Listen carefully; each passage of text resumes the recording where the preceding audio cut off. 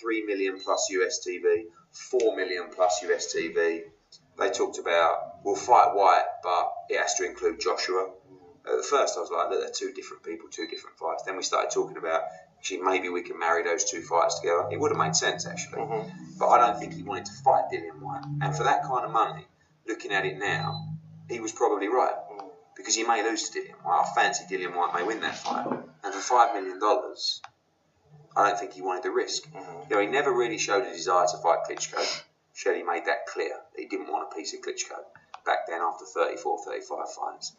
He never really made an effort to fight Parker. I mean, they made him an offer, but I think it was like peanuts.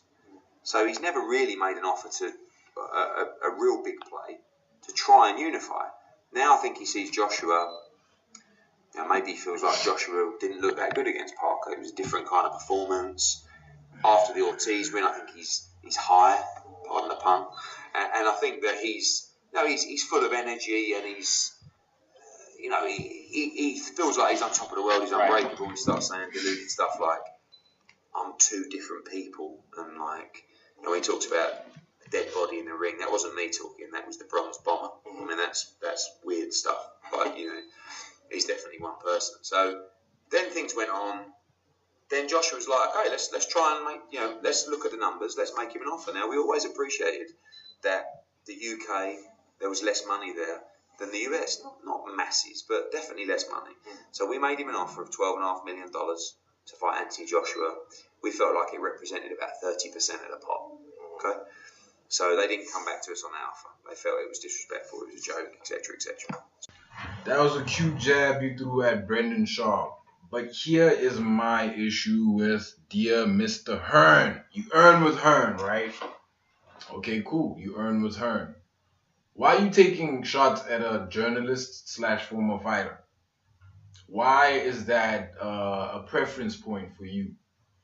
Why are you not explaining to the fans you so dearly love, to the fans you so dearly support, to the fans you so dearly represent? Why aren't you explaining to us why, from your end, I'm not talking about what you blame Wilder for. I'm talking about the things you are guilty for. Why is it that this fight isn't happening this year? You need to explain yourself because there are things you're not explaining. Kevin Barry said it the easiest. The Povetkin fight was a mandatory, meaning you were stringing the public along as to this fight happening this year, the same way you claim Deontay Wilder was stringing the public along. I don't mind that from Deontay Wilder.